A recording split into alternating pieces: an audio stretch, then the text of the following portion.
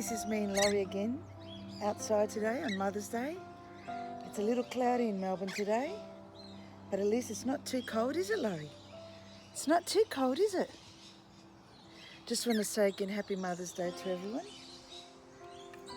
And for those of you who have birds and look after birds and love your birds like we do, thank you for the great job you do for your beautiful birds and your family.